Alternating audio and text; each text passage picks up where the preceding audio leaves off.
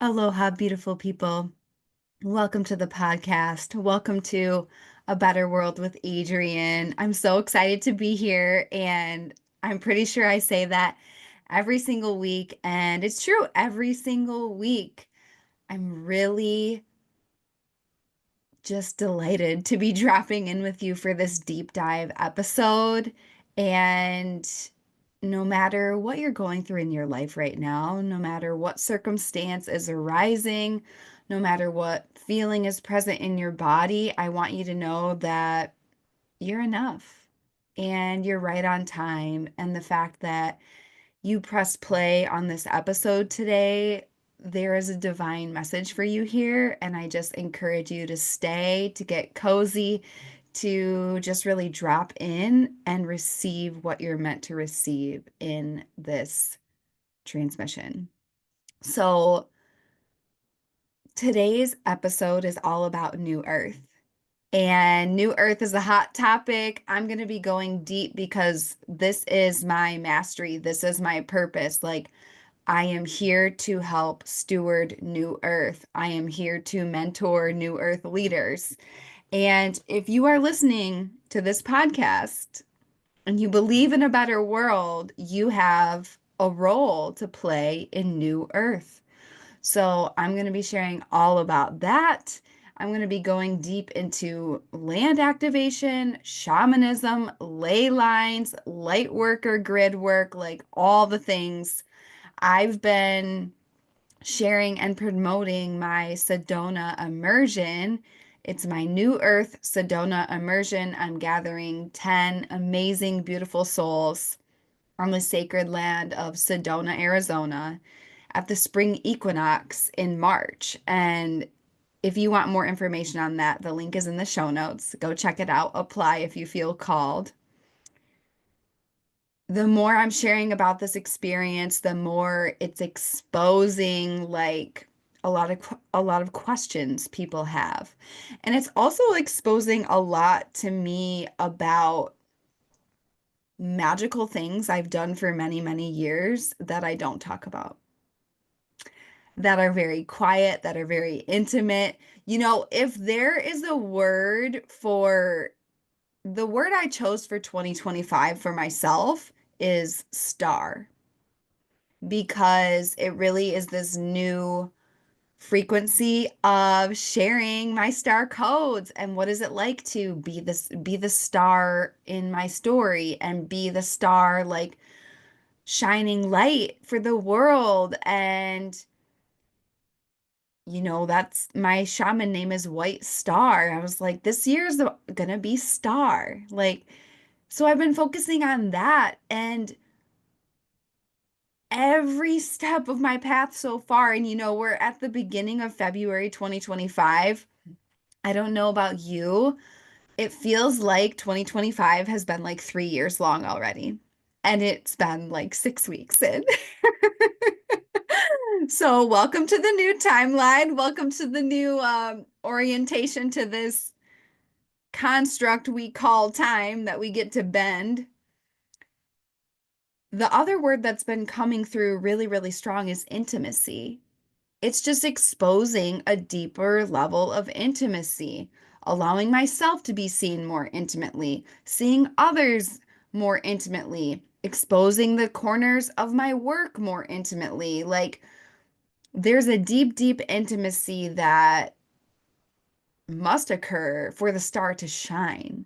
So that's really what has been coming through for me so strong. And today's episode's about all of that, and it's a deep layer of intimacy because, you know, I'm not a shy mystic. I don't shy away from talking about the woo-woo and the spiritual and like going way far beyond a horoscope, right? Like, I'm here to steward star medicine. And what I've realized, and this is very common about shamanism, by the way, is it's kind of like Fight Club. It's like you don't talk about it. It's like you're a shaman, but you don't talk about it. And we're gonna get into why that is. However, I'm just feeling really, really called and excited to channel on this topic. So, without further ado, let's dive in. So, what makes this podcast different is it's a cellular transmission. This transmission can change your life when you take what you learn and run with it, when you implement it, when you integrate it, okay?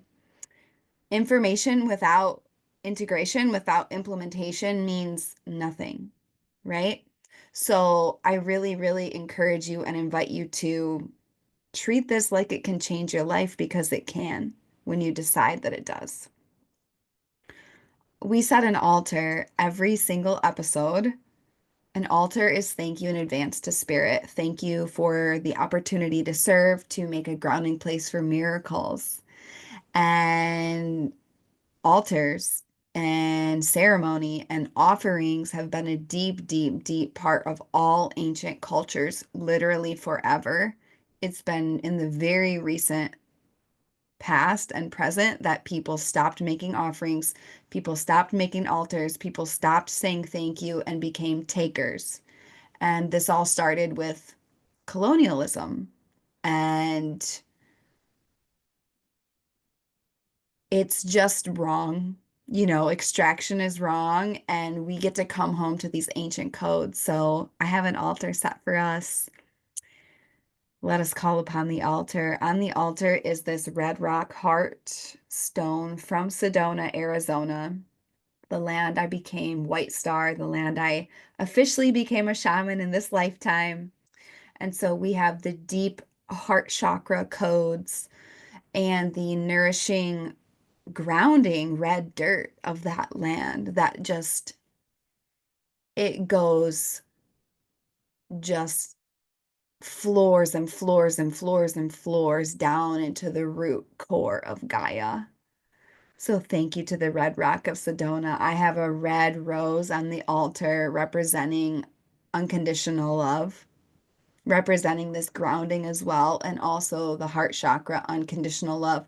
I'm getting a lot of root chakra and heart chakra for everyone.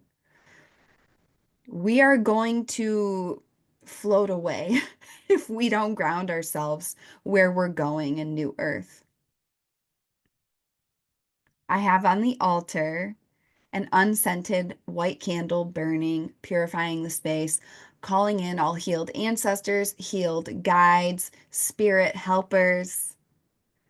I brought a lot for my personal altar today. I have probably 50 feathers on the altar. And these are feathers that were all placed on my path as signs from spirit, or they were gifts from my shaman and my teacher, Bethany. So in shamanism, a feather is an immense blessing from spirit. It's an immense, immense sign from the other side. And it means you're on the right track. You're on the right track. I can't tell you how many times I've asked spirit for a sign, and within minutes, sometimes within seconds, a feather appears. And every single time I cry. And so that energy is on the altar. It's a flock of divine support and communication with the other side, with the, we really only see 1% of reality. There's a whole other 99% that is the unseen that we get to trust and we get to talk to and we get to communicate with. So we say thank you to every single hawk, every single pheasant, every single bird that offered a feather for us. We honor you. And thank you for reminding us that when we add up our feathers, we too can have wings and take flight. Hmm. I have a clear quartz crystal on the altar, just purifying the space. And finally, the last piece on the altar is our life force energy. No matter where you're tuning in from, whether you are driving, skipping, dancing, sitting with tea, be here now. We will take our 3 deep breaths together, connecting our minds, bodies, and spirits in true Age of Aquarius fashion. Inhale through the nose. Exhale out the mouth. Shake your hands and let whatever you've been carrying just come out your fingertips. Just let it come out, come out, come out, come out. Does not need to stay. Inhale through your nose. Open up your heart chakra. Keep holding your breath and feel your heart stay open, even though you want to close it. Exhale out the mouth. One last inhale through the nose.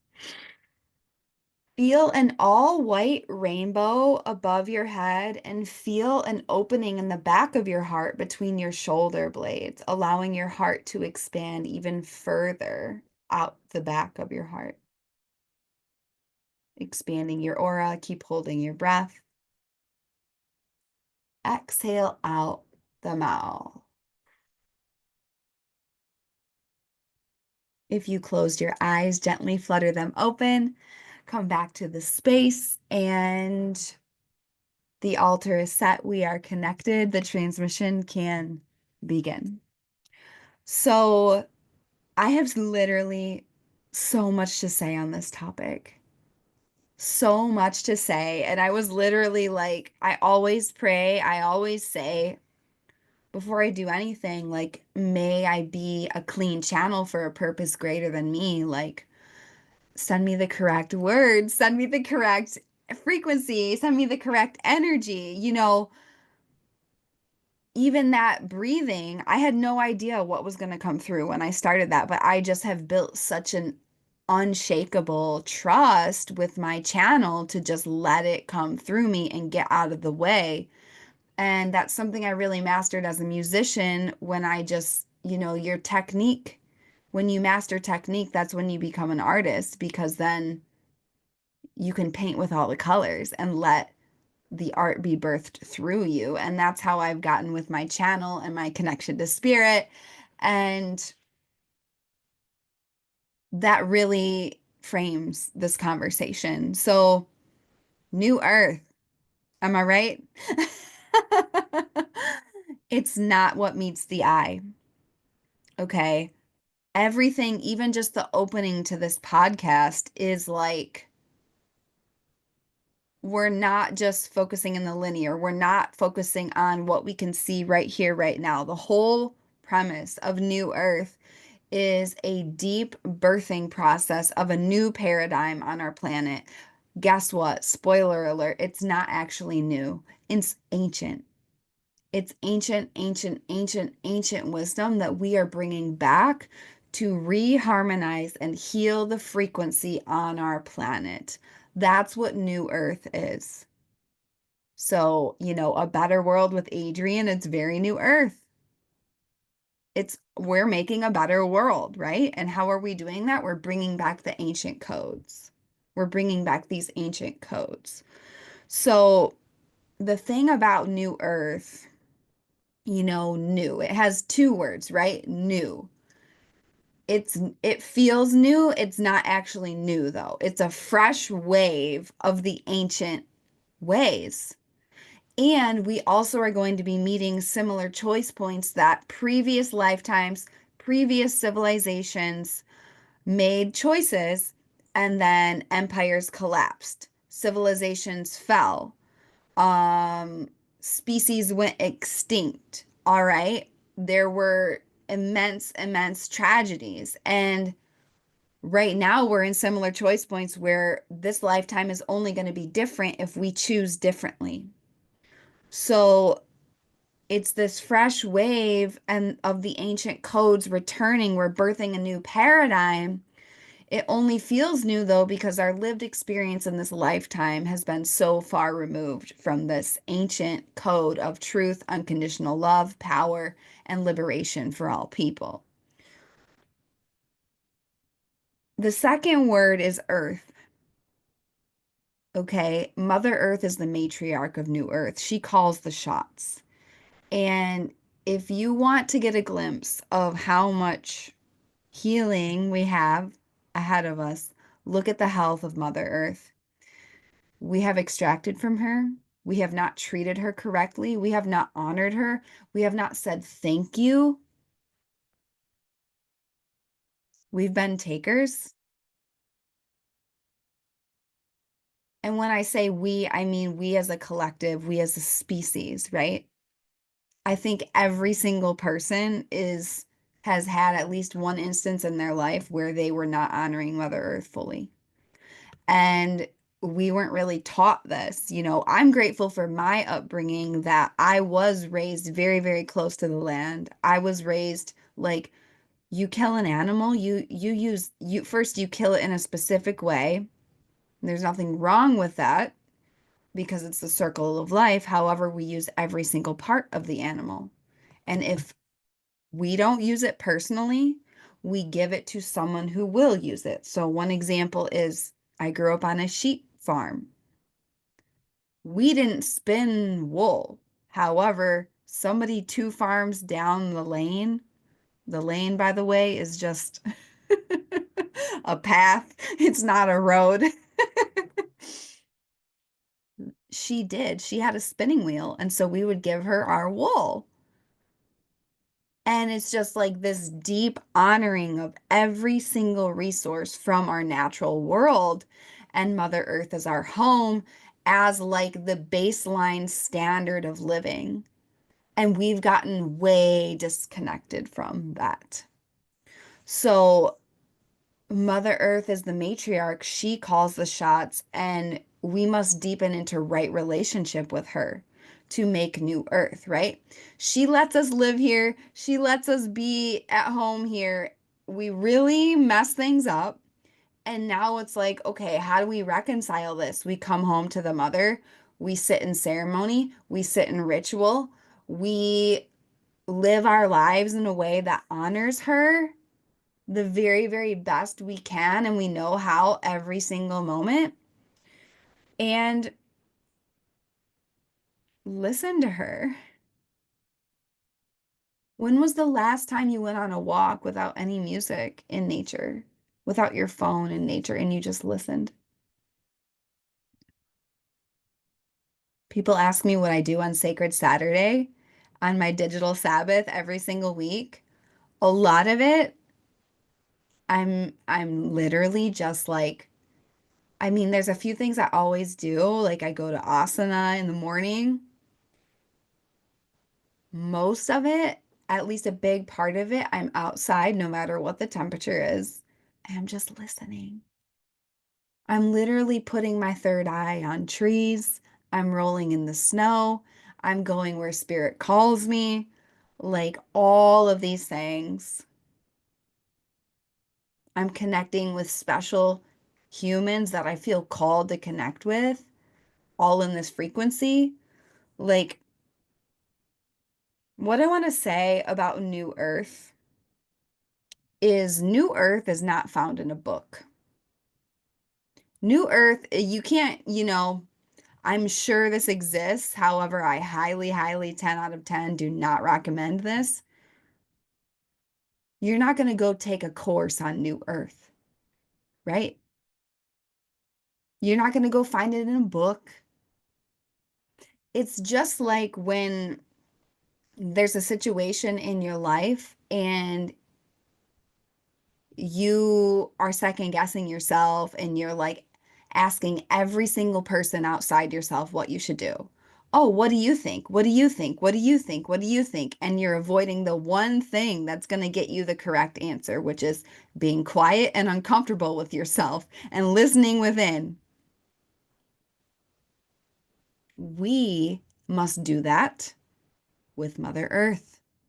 We must do that with our spiritual path.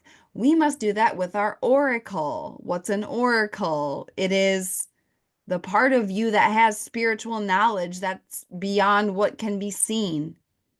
You just know stuff. You're clairvoyant, you're claircognizant, you're clairaudient. I mean, I'm all the clairs. I have flashes, I have visions, and I hear things. One of my deep, deep soul sisters in this lifetime and many lifetimes, Julia Phoenix. She's been on this podcast many times. We stewarded homecoming together. I think it's 2 years ago. No, a year and a half ago now, which is like really wild.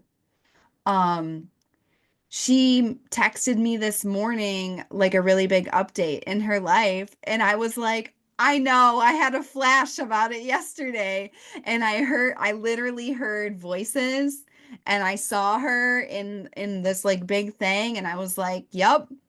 But that's the oracle. New Earth, you're not going to find it in a book. It's a cellular remembering process, and it's an experiential process that we're putting into practice. So the thing about New Earth is, remember what I said, it's actually ancient. It feels new because we've been so disconnected from it for so long. But if you are here to birth New Earth, this is not your first lifetime on Earth. You are going to be remembering your codes that you're here to give to humanity. Like, like for me, I've seen many visions of me. I was an Arctic shaman like many, many lifetimes. And that's why I love snow so much and the cold. It just reminds me of those lifetimes, like a lot in Alaska and a lot in Asia, like really up far in Asia. And I used to paint my face with red and blue paint. Um, I helped people with breath work then. I helped them heal themselves through the breath. And so naturally, I was guided to breath work in this lifetime. And naturally, it was just like, it's not like I was good at it right away. However, I did have a level of mastery. Like when I started doing it, I was like, I don't even have to like try. Like this is just like me. This is just like my coding, you know? And so it wasn't a cellular remembering process. I didn't find that in a book. I remembered through the cells of my body, through experiential things that activated them, that they were dormant in me. So you have your version of this too for New Earth. And it doesn't matter if you're a global leader or if you are working a 9 to 5 somewhere, or if you're a dad, or if you are an artist, or it really doesn't matter what your quote unquote job is or like your day to day um like minutia is the task. It's, are you infusing spirit into every single part of your life? And you have New Earth codes. You would not be listening to this podcast if you did not have New Earth codes to awaken within you that were very, very important to shift the frequency of the planet, to birth a new paradigm. And this is not going to be found in a book. It's not going to be found in a course. It's not going to be found in like a $97 seminar online. It's going to be found through deep devotion, ceremony, and spiritual experiential practices that bring you home to your remembrance of your codes. So that is New Earth. Like I could go on and on and on and on. This is what I came back in this lifetime for huge, huge for New Earth. I have a big job. I have a big job. And I love it. I'm so grateful for it. It's so fun and exciting, and I have a lot of reverence for it too, like people I'm very much known for New Earth, and I'm known for holy habits. I'm known for discipline. I'm known for like the sweet white star fairy gentle feminine magic. The discipline part is my deep, deep, deep commitment and oath and shamanism. Like, I am very extremely committed. I have a ring on my left finger for spirit. And I'm going to tell that story. I don't know how much I've told that story on the podcast, but it is from Sedona. It was the moment I became a shaman again in this lifetime. And we're going to get into shamanism versus being a shaman, because not everyone is a shaman. And not everyone should be a shaman or try to be one or say that they are. first thing I wanted to say was just like, just channel on what is New Earth? This is New Earth. So if you've been hearing a lot of people talk about it, it's this wave of people that's bringing the ancient codes back to humanity. And it's no matter what people might tell you, you're not going to find it in a book. Like you're not going to find it outside yourself. I mean, the place you'll find it outside yourself is with Mother Earth, which is actually you. You are a sliver of Mother Earth. You are a sliver of Source. So, yeah, it's about remembering. It's about remembering what cannot be told, you know? It's about it's passed through bloodlines. It originated on in tribes. It's, apprenticeship vibes. I did my first apprenticeship training someone in my modality of breathwork, and that was extremely New Earth. I grew up kind of in that realm because I always had one-on-one teachers for classical music. I didn't call it an apprenticeship, but it was that. Like I literally would go to their house and I would have lessons once a week. I would stay for a cup of tea. They would be like, it was like having an elder. Like I had so many elders that I deeply, deeply respected. And like when I had no money, I would do anything to have lessons. I would do anything to have mentorship. Like I remember babysitting and mowing people's lawn and painting porches and just doing, I remember doing like gathering tax information. It's just like I did anything because the value of that cellular exchange that doesn't exist in a book was priceless to me. I valued it above all else. So that's New Earth. And I basically the way that this podcast came through, I'm just going to share with you some of my, this is the way I run my life. People, a lot of people ask me about like business strategy and stuff. And I'm like, well, my CEO is God. So I basically listen to that. And obviously, like, I know certain things that work for me and other things that don't work through trial and error. And I have my own mentors and coaches. But it's like, it's a God-sized vision. You're not making it without God. And New Earth is also about clean money.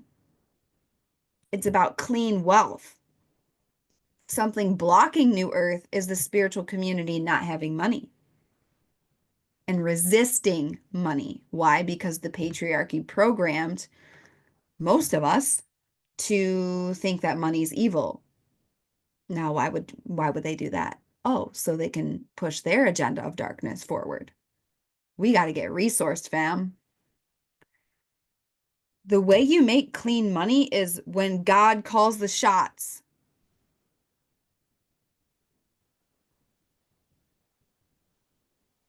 I get my ideas from me because I'm a little idea factory over here, and spirit. Spirit and me together. And when spirit says move, when spirit says leap, when spirit says jump, I say how high. People are like, "How did you move to Maui without having ever been there?" I'm like, "Spirit, I got the green light and I was getting my ass kicked out of Chicago too. Because I originally was like, oh, I'll do it in a year. Oh, nope. Spirit, as soon as I knew I was going to move, Spirit started slamming doors shut, basically forced me into ratcheting up the timeline because it was that important. Same thing for when I came back from Bali, and same thing for where I'm going in 2025. But like, clean money happens when spirit's at the helm, when this connection with the force is at the helm, when it's for the highest timeline and good of all.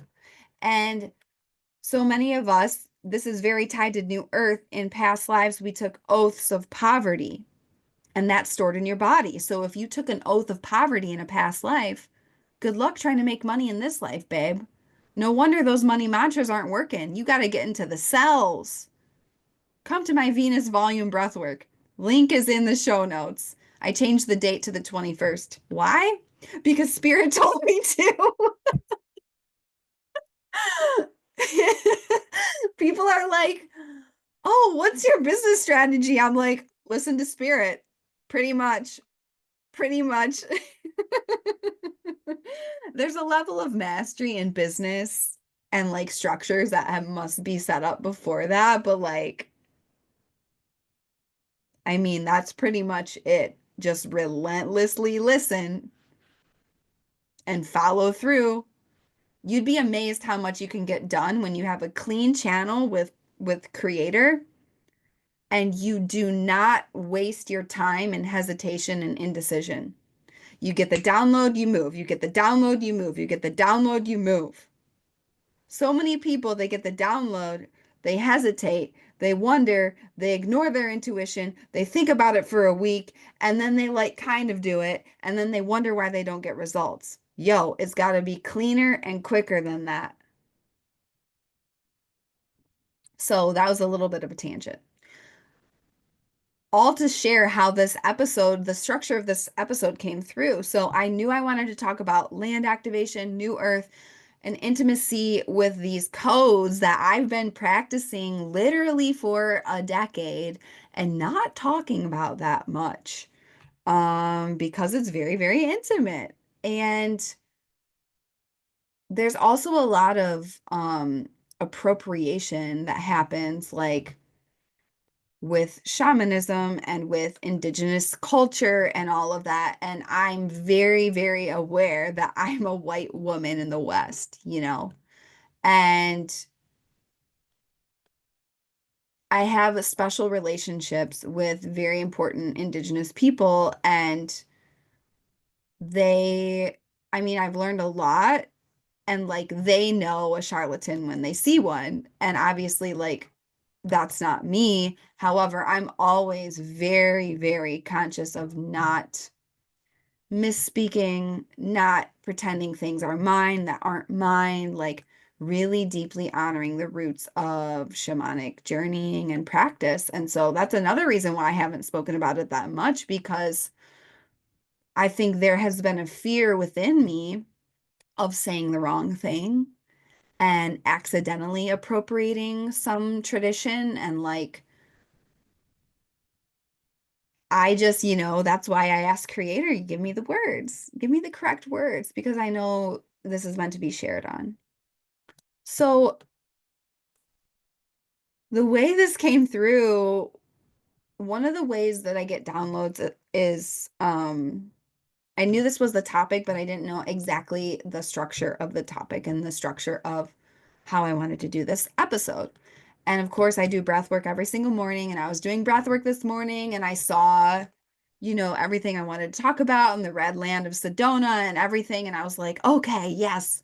And I spent a lot of the weekend just reconnecting with my experience in Sedona because I transitioned from, okay, I started my holy habit hive mind, and now I'm really, really, really focused in February on like filling this immersion with amazing souls who are meant to be activated in Sedona, who are meant to go there.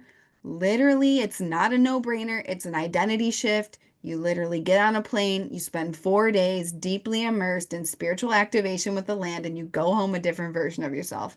Like, that's what it is. And so I was really getting deeply connected with my story in Sedona, the energy. I had this major thing happen with White Buffalo woman who came through. Um, and she's really helping guide this experience as well and like guiding me to all of it. Stuff comes through for me during breath work. However, a lot of stuff comes through during naps. And so I was like, oh, because what happens in a nap? This doesn't happen. It's 333, by the way, as I'm recording. This doesn't happen as much in our like normal sleep. But every single day I take a 24-minute nap because I am a weirdo like that. It's one of my holy habits. I thrive when I have a nap. If I don't have a nap, especially as a human design projector, I do not have consistent energy in my body. Most humans walking this globe have motors in their body. I do not have a motor. I have finite energy. I'm here to guide energy. That's why I'm good at seeing things. That's why I see patterns. Um, I need a nap to be my best. I get the best downloads in naps. And if you know about any of the great inventors, like they all would use naps at like on purpose to reach different states of their subconscious mind. They wanted to reach theta. I think it was Thomas Edison. I could be wrong, but I remember reading about a very, very famous inventor. It was like him or Einstein. They would nap or they would let themselves doze off in the afternoon, but he held a like really heavy, it was like a rock or a stone in his hand. So like when his hand went limp, he would hear the stone hit the ground, and then when he would wake up, he would write down the idea that he was getting because his brain was entering this theta state. And that's when you can access the other side. That's when you can access other realms. That's when you can literally access this creation power and this, like, basically highway with the force of life, with Creator. And so for my nap today, I was like, I would just love to get the what it's supposed to be for the podcast. And I did. I was like, with a nap, you go, and I of course I have a weighted eye cover that is it's lavender and eucalyptus. I mean, I am that Taurus rising, Venus ruled, like only the finest nap situation over here. Um, but I go into, I call it my deep dark cave because you go so deep in that 24-minute nap and it's like, wow. And I got the whole, I literally saw the outline like in a vision, like this is what it's supposed to be. And I was like, okay, great. Like I love that. Let's go do it. Um, and I actually set the intention. I was like, if I'm not clear, I'm going to record tomorrow because I just want to make sure this is cleared. And it was clear as day. And guess what's also happening? Mercury is trining Uranus at the time I'm recording this. So communication is blessed and it's earth-shattering communication. What's more earth-shattering than new earth? So I'm going to talk about land activations. I'm going to talk about shamanism, and I'm going to talk about ley lines and grid work because it's really important. So land activations. This is what we're doing a lot of in Sedona. What is a land activation? Okay. What is an activation, by the way?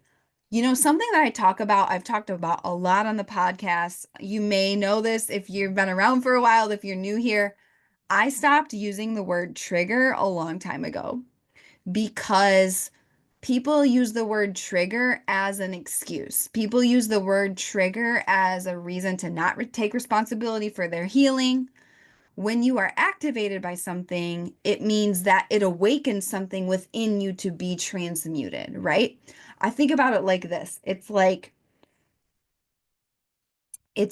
activate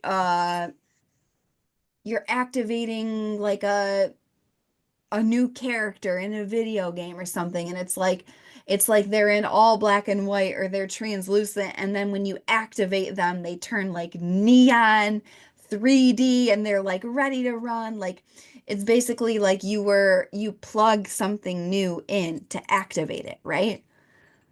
That's what land activation is. You get called to certain land to be activated. To be, we talked about New Earth is about this cellular remembering. You go to get activated into a remembrance that lives in the cells of your body. Okay.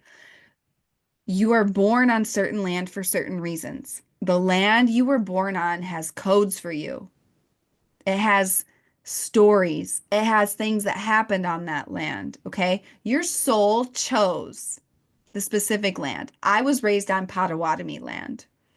And actually, my ancestors, shared land with some local tribes here. And there's like spearheads that my papa had that were like gifts from them. And, I'm grateful to know that it was peaceful exchange, at least in that part of my bloodline. However, like, there's deep roots in oppression and colonialism and white people taking over and literally extracting and destroying indigenous cultures and people and communities. And we've got to know about that to get the lessons from the land. And it's important to be connected with the land. Like, no matter where you are, even if you're in a big old city. When I lived in Chicago for 10 years, I was deeply connected to the land there. Now, when I go back, I don't feel as connected because my time on that land is over. And I simply look around and I feel a lot of anger for what is occurring on that land and all of the concrete and all of that stuff. Is just like, it's amazing how much I've changed since I've lived there. But you're born on certain land for certain reasons. That's a land activation. Then in your life, you are called to different land around the world to be activated. I was having this way before I ever knew anything about shamanism. Back in before I even went on my spiritual path, like in 2019, I went on the trip that changed my life. If you want more on this, by the way, go to my episode called Buy the Ticket.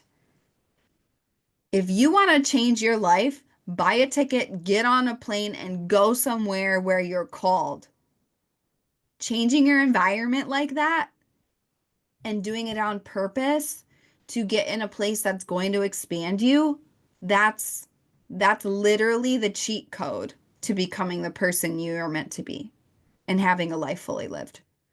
So in 2019, I went on a trip. I went to all over the UK and I went to Croatia. And I had literally no idea why. I just knew Croatia.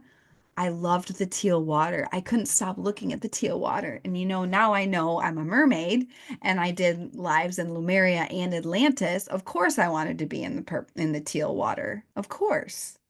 Plus my Venus line runs through over there. I didn't know any of that stuff.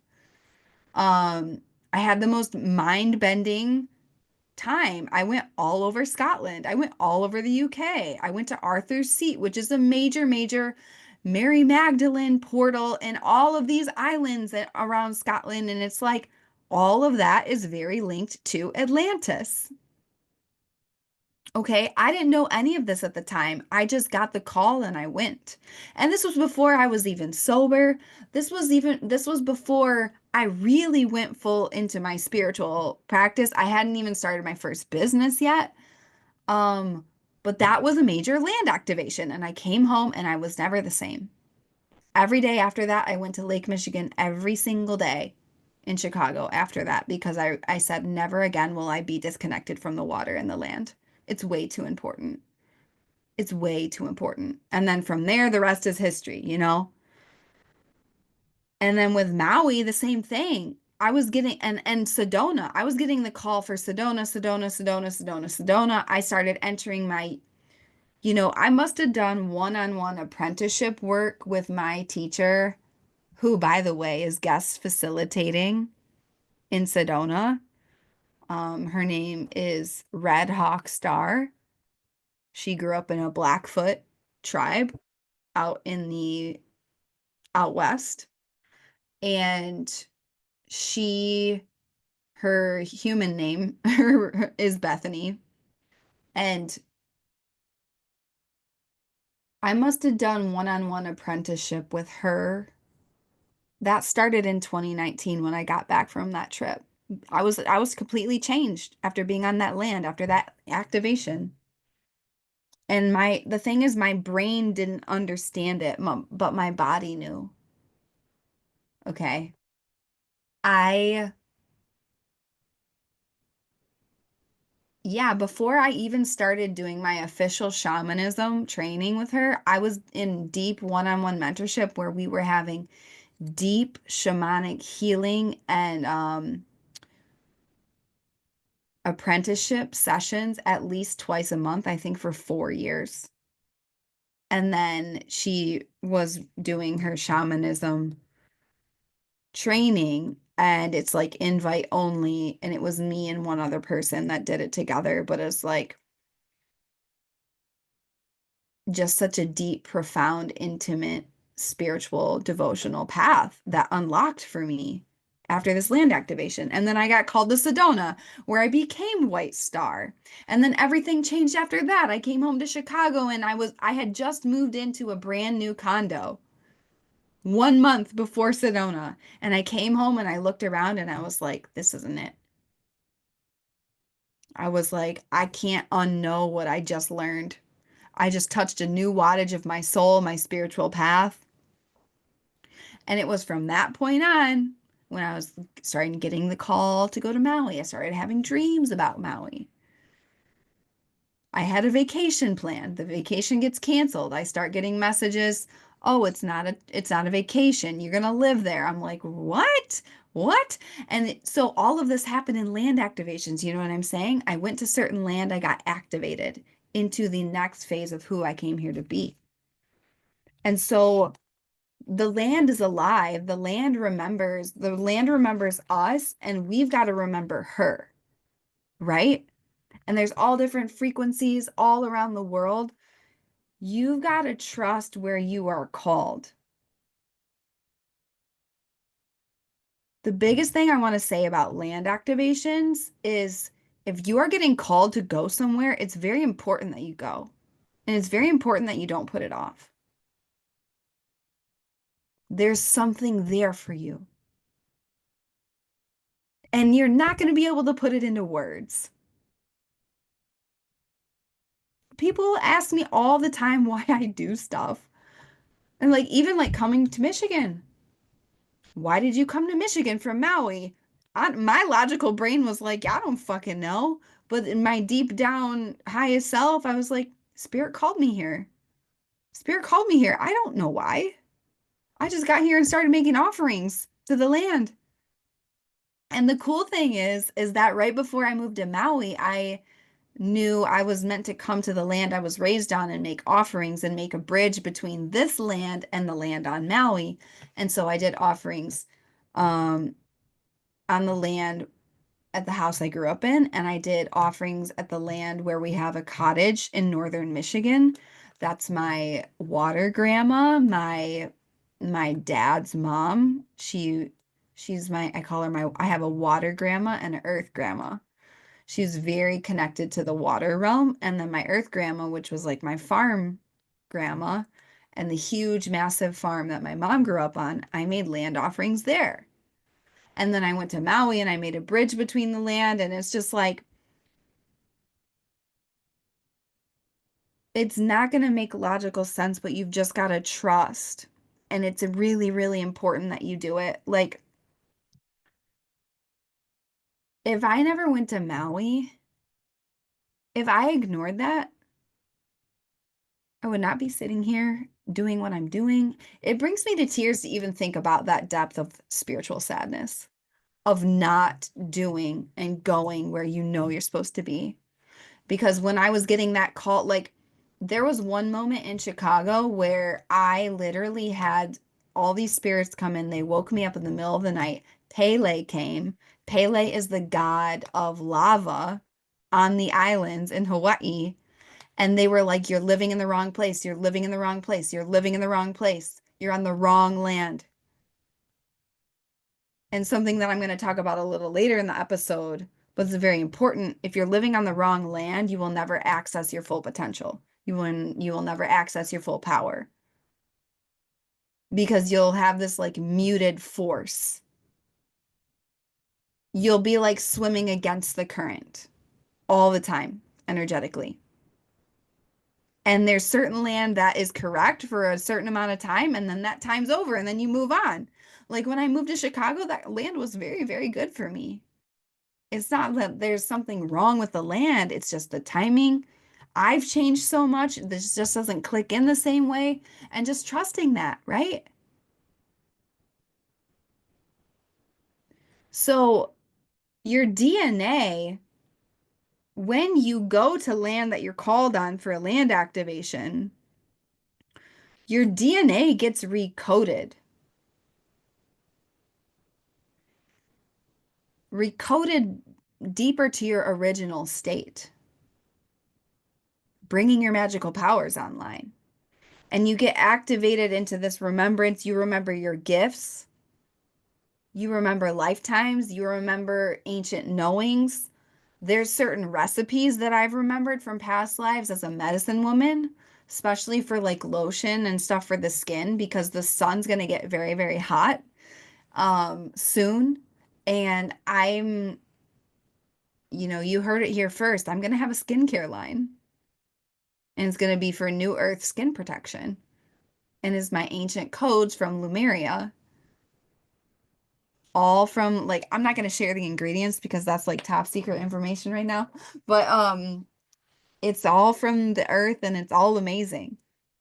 But I remembered that because of a land activation. I went to the land and I was in right relationship with the land and I was consistently connecting with the land. So like for example, going to Sedona, I'm going to be facilitating all of this for the immersion I'm leading in March 2025. Again, link is in the show notes to check it out and apply. This is very intimate, very powerful. When I went the first time, that was very much like the whole thing was we're going to the energy vortexes. I was having healings. Like it was just letting spirit guide me. And then my teacher was there as well. And, we saw UFOs, like all these things, just so much magic, magic, magic, magic, magic. I found this ring from spirit that came to me in a dream months earlier. But when I was an EOW, I want to share this example from Maui because it's powerful for land activation. When I was living on Maui, I was getting the call to go to the EOW Valley and bathe almost every single day. And the EOW Valley is a sacred, sacred, sacred, the only, not the only, but huge rushing rapids of fresh, magical, sacred water.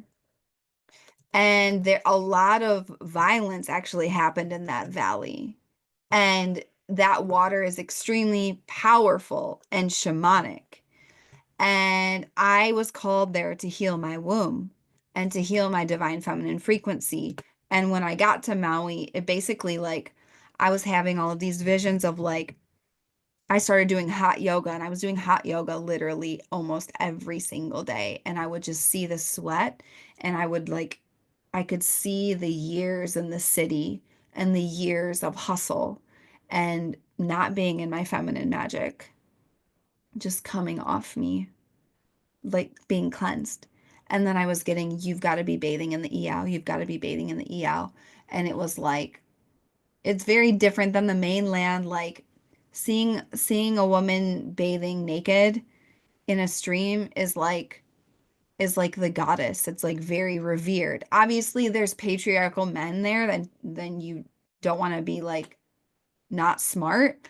But if you're bathing in the sacred river of the divine feminine, especially in certain spots, and sometimes I would go with other people. Most of the time I went by myself because spirit guides me when it's okay for that. Um, But I would just go and I would sing in the river and I would just be naked and cry and sing in the river and I would just go underwater and I would let the water flow over me. And I was in a total land activation and I was doing it every single day. And I found this rock underneath the water that I would put my third eye on. And guess what happened when I put my third eye on that? I was transported to Egypt. I literally could see the pyramids from there. I was at Hathor's temple every single time. There's one time where the rock got moved and I was like distraught. I was like, where's the rock? Um, and I learned a big lesson in non-attachment, LOL. But it's this connection. This is what the land can do. You're not going to get this on Instagram, okay? But this, I mean, and there's that for you everywhere, no matter where you're called. I get activated by the land here. There's certain trees and the snow. I get extreme activation with the snow here. My inner child, my Arctic shamanism, the magic of life. When I miss the ocean, I ask for a snowstorm, and guess what? It works a lot of the time. I'm not going to take responsibility for the weather. However, I will say that when I pray about snow, it comes. And I love Creator and I love Spirit. And it's just like, this is what a land activation is. So that's a huge part of New Earth is we've got to be activating with the land because otherwise we're not in right relationship with her. Our full gifts are not online. We're trying to human a miracle when what we really need to do is tap into this ancient like tsunami of power. So I want to talk about shamanism because shamanism, like I said earlier in the intro, it is very much something that I want to be very specific about how I speak about because it's very rooted in Indigenous culture and tribes and passed down word of like through bloodline and through lineage. And my personal shamanism is linked to all of my past lives as a medicine woman, as White Star. So I've always been a bridge between earth and sky. I've always helped people manifest using the stars. I've always helped people heal themselves through, I have all these Virgo placements that's healing through nutrition, through physical health, like with the earth, like I only eat from the earth. I've always helped people heal themselves through breath work. And I've done it in tribe settings many, many, many, many lifetimes. And so my shamanism and my shaman call and responsibility in this life is very linked to my past lives. Now, there's a lot of, what is shamanism? Shamanism is it's all about ancestors and connection to the spirit realm with the purpose of deep healing ourselves and harmonizing and healing with Mother Earth. That's what shamanism is. It's modalities, it's experiential practices, it's rituals, it's ceremonies that help you connect to the spirit realm for deep self-healing, deep self-harmonization. My breathwork journeys are shamanic. Now, if I were to put that on a resume, a lot of people would run in the opposite direction. So I don't say that, but it's very shamanic. I'm doing energy work the whole time. I'm helping people access the spirit realm.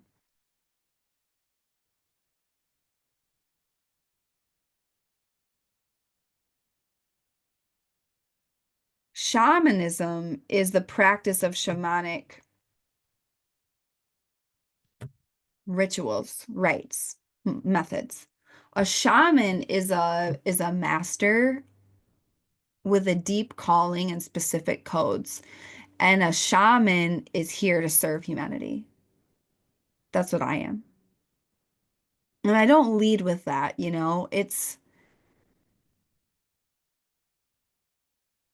there's a lot of people, it's like when you walk into a village, you're not gonna like other people call it like being the healer or the medicine woman. Like you've got to go see the medicine woman. Like you've got to go for a healing. You've got to go for that. That's the shaman. But the shaman's not out there being like, I'm a shaman. The shaman is like tucked away in a corner and it's like word of mouth. And people come to them because of word of mouth. And so I don't really ever lead with it. And like my own teacher, I didn't even know she was a shaman till after working with her for like 6 months. I was like, "You're a shaman? Wow." Because it's like you just don't need to lead with it, You don't need to talk about it. Um, Something that I do say is I share my shaman name. I'm like, my shaman name's White Star. I think it's important to speak my name and let that be known. And at the very same time, there's this when you're a medicine woman and you're a healer and there's so much so many charlatans out there. What's a charlatan? It's someone who's pretends to be something that they're not.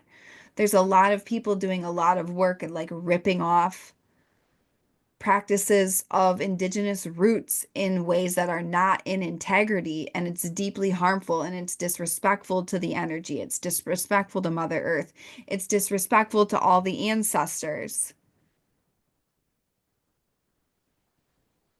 And so it's just the amount of integrity that this path must be walked with is really, really important.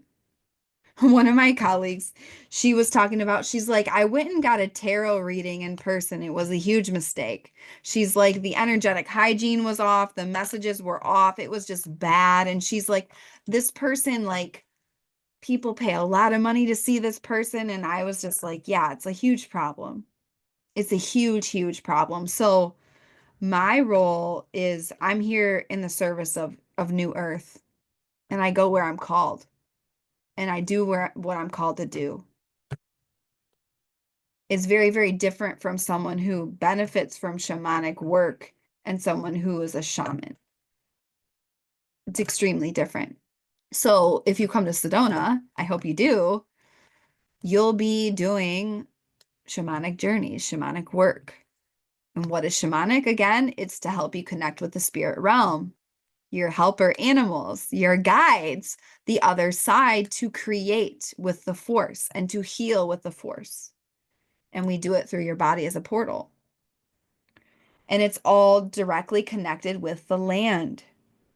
You know, it's shamanism is accessing altered states of consciousness so you can connect with the other side, the spirit realm.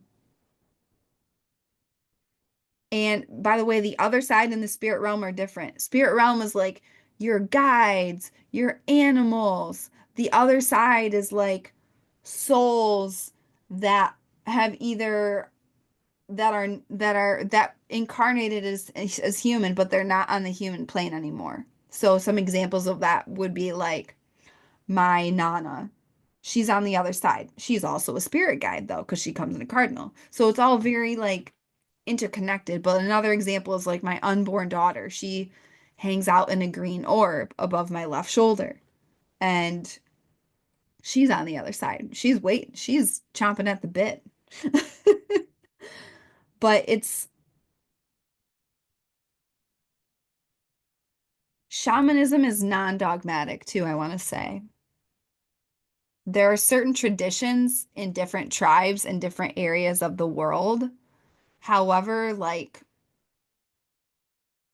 it's totally void of any of that religious, like dogmatic, gotta do it this way kind of thing. Like if anybody is ever trying to think for you, tell you what to think, if they're not opening up your connection to spirit, if they're making it be like you've got to come to them to connect to spirit,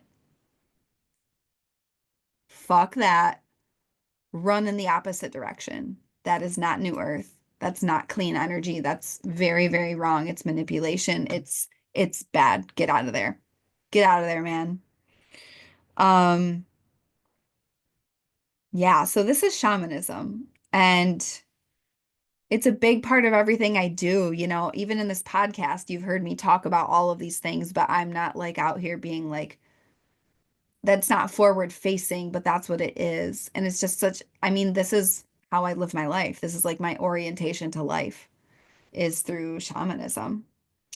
It's very deeply connected to the four directions, and I have my own medicine wheel, and I say thank you to the four directions every single day.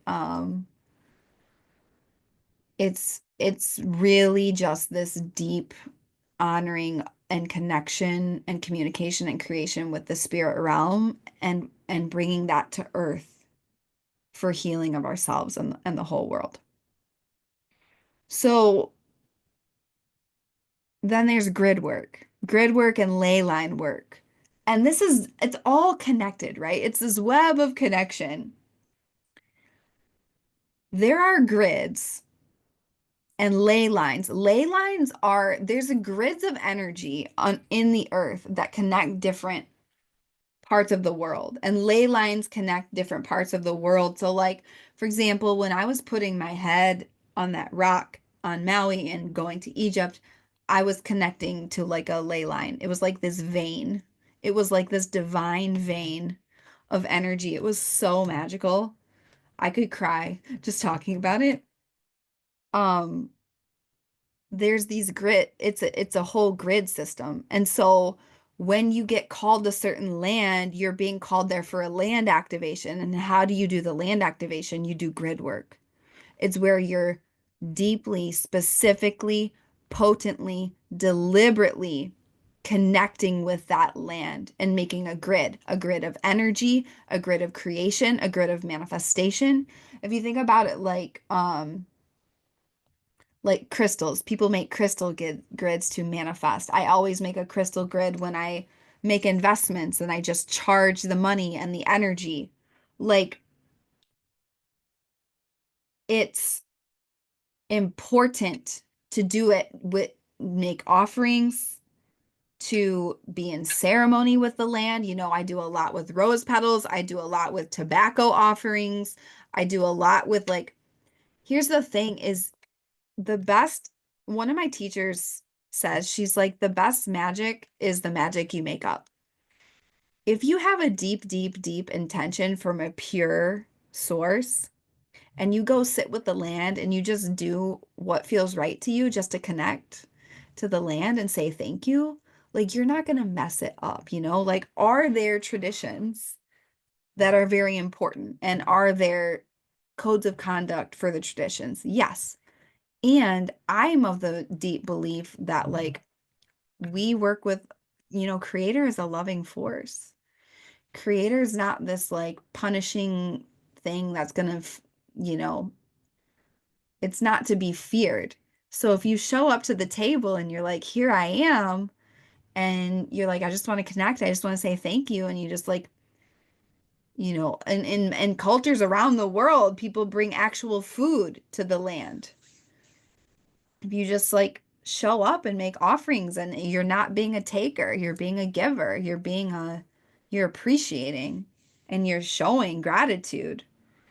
That's how you can connect with the grids and these ley lines. And it's for you, it's really important for you as a light worker, because again, you're deepening into this land activation. So there's these grids that have certain frequencies and certain energies around the world that you've got to tap into to unlock your highest potential from a DNA level. And a lot of them are connected to sacred sites. And if you're not living on the correct ones and you're not being activated on the correct ones, it's almost like you have like, if you think about if you're meant to like speak and share, you'll always like have a hand over your mouth if you're not on the correct ley line. It's like you're trying to tune into a radio station, but it's static. So ley lines are very, very, very important. If you are, for me and my path, they're extremely important. I think they're important for everyone. I don't think people need to live on them all the time. It really depends on the person, but like, go to be activated. Like Maui, I thought I was going to live there forever, and I still might go get a house there one day. However, what I did was I went for a year-long deep shamanic cellular death and rebirth land activation. That's basically what happened. And I accelerated probably like the amount of spiritual growth. You can't quantify that. It's insane. It's insane. So this is why, if we think about somewhere like Israel, why does that land always have conflict on it? Because the power of the grids on that land where Yeshua incarnated, insanely powerful. No wonder humans fight over it. They're fighting over the Holy Land. What's the genocide? It's a blood ritual of dark magic on the Holy Land. So the land really, really matters. matters so much. Because what happens if a bunch of light workers are able to be free and wealthy and liberated and happy on the Holy Land? We can make new earth in an instant. It's all connected. And I also feel just really, this is coming through really strong. You're gonna get called to land like through your body. Like it's a very visceral call through your body. Now, if you're um dis what's the word I'm looking for? If you're dissociated from your body, you're not going to be able to receive the call that strong. For me, when I went to Croatia, I knew I wanted to go just because the pictures in the water, I was very much dissociated from my body. I think that trip started the process of me coming home to my body after years of chronic sexual trauma. Um, I remember it was so powerful. It was so deeply healing. I went to my first nude beach ever, and I was naked on a beach, and there were um people there that could see me naked, and it was so healing because I felt safe. And I was able to float in the Mediterranean, and I felt safe. And it was like this safety. I had never experienced it before. I don't think I had ever been naked with other people around and felt safe in my whole life up till that point. And I was, how old was I at that time? 29.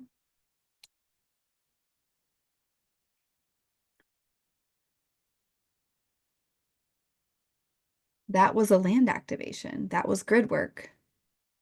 My body was getting healed with the land, but I didn't know. My conscious mind didn't know. I remember crying in the water and being like, I don't know why I'm so emotional.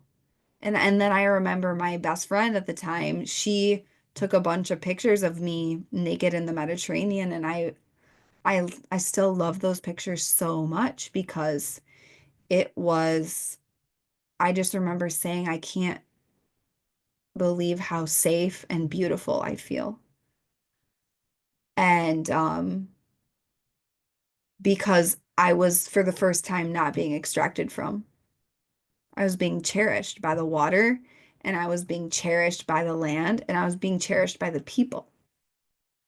I even remember this like older couple came up to us to make sure like we were good because it was about to like the sun was about to set, and it was like me and my friend in our 20s, and we're naked, and this guy is like he's not even like thinking about that. He's just like, "Oh yeah, like we're locals. You should probably head out with us." Like it just was it was life changing for me, and that all happened because of the land activation, and it all happened it's like very visceral, like there's a point where I was shaking in the water. That's what animals do after they have trauma. They shake. Our bodies know how to heal themselves. This is before I even found breath work. So it's when you want to connect with ley lines more deeply and do grid work more deeply. And it's so funny thinking back on this because I was doing this without even realizing it. You can sing. I remember singing floating in the water. Touch the earth, be in consistent ceremony. You're using your body as a portal to code in these frequencies and these ley lines to remember. And it's all about the Aina. Aina is the land. That is the Hawaiian word for land. And there's something in Hawaiian culture called Malama Aina, and it's a deep one of the things that I just learned so much and love so much about Hawaii, even though Hawaii has been deeply colonized, which is part of the reason why I'm not there right now. Um, a lot of big changes are coming on Hawaii. They've got to undo a lot that colonialism has done to that land. Um, Malama Aina is your devotion to the land. And so it's really, really important, no matter what land you live on right now, being devoted and then being devoted to your land activations. Where are you called? Where's your body calling you? Where do you want to do grid work? Where do you want to do these ley lines? How does shamanism play into it? And what does it mean for New Earth? It's all for New Earth. It's all for New Earth. That is today's episode. So I know that's a lot to chew on, a lot to just reflect on. I just really invite you to take maybe journal and just be like, what came through for you? Like, are there places? Are there activities, like ideas? And, let me know what comes through. If you want to do this work with me, come to Sedona in March. I'm leading 10 amazing spiritual souls. It's called the New Earth Sedona Immersion. It's part of my big IRL 2025 series. So big IRL in real life 2025. I started this year with a deep intention of prioritizing in-person experiences for me, myself, and for all the medicine I steward. The most powerful experiences I've facilitated for in my path and with my clients have been in person. My clients coming to Maui and literally quantum leaping their life. Like me going to conferences, me going to Sedona, going to Maui, going to Scotland, like literally, by the way, I'm going to Scotland again in 2025, and I'm super freaking excited about it. Of course, I found a Pleiadian astrologer who's leading a whole a whole thing, a whole activation. Um, Come to Sedona. It's intimate. It's for 10 people. We're going to spend 4 days together doing all of this and more on the sacred red rocks of Sedona. If you got full body chills in this episode, if you feel the call, if you feel excited about this, if you want to go deeper into this shamanic work, into this new earth work, into land activation, into grid work, into ley line healing, all to remember who you are and your mission here and be activated. Remember, I said it's not a no-brainer. It's an identity shift. You literally do this on purpose to be activated. It's a very intentional thing. And it might not make sense to your conscious mind, but you're like, I just know I'm supposed to be there, and so I'm going. Like, that's what it is. So, if this is you, the link to apply is in the show notes. I'm literally so honored and grateful to be stewarding this really, really special experience. And it's very, very special for me too, because I'm being called there again, like, like very, very viscerally. So it's just amazing that I get to do this. And if this is you, I can't wait to have you there and welcome you. Oh, it's gonna be phenomenal. It's at the spring equinox. The divine timing is amazing. It's a new astrological new year. It's in the heart of a fated eclipse season. It's going to be out of this world and it will change your life forever. I guarantee it. So the link to apply is in the show notes. When you book by the 21st of February, you save $1,000. You save $1,000 on your enrollment. So if you know you want to be there, definitely book now so you can save that and secure your spot because, like I said, it's 10 people and I'm just curating a great group. So it's going to be amazing. Um, if you are not called to Sedona and yet you want to go deep into this work with me, apply to work with me one-on-one. I have one space available for deep mentorship, and then I also do in-person dream days where you and I can create something on our own where we meet at land literally anywhere in the world that you want and do activations there together. So, yay.